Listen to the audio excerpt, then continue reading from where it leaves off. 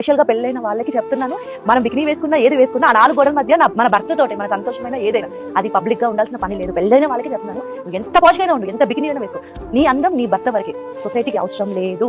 మోడర్న్గా ఉండాలి, పాష్గా ఉండాలి, వల్గర్గా ఉండకూడదు అని నేను ట్రస్ట్ చేస్తాను. అదే నాలో తనకి ఇష్టమైన క్వాలిటీ. పాష్గా ఉండడానికి వల్గర్గా ఉండడానికి చాలా తేడా ఉంటుంది, మోడర్న్గా ఉండడానికి వల్గర్గా ఉండడానికి చాలా తేడా ఉంటుంది. రెండింటికి చాలా డిఫరెన్స్.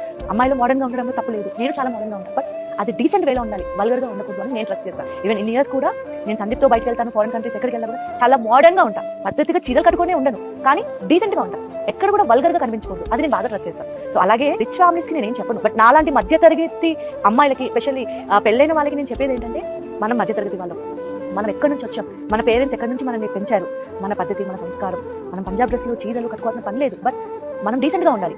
10 మందిలోకి వెళ్తే మనం గౌరవంగా ఉండాలి. అది 100% మన డ్రెస్సింగ్ సెన్స్ కూడా డిపెండ్స్ అయి ఉంటుంది. మనం మిడిల్ క్లాస్ ఫ్యామిలీస్కి చెప్తున్నా, మనం ఎక్కడి నుంచి వచ్చామనేది మనం గుర్తుపెట్టుకొని దానికి తగ్గట్టుగా మన వస్త్రధారణ ఉంటే మనకి గౌరవం, మన కుటుంబానికి కూడా గౌరవం.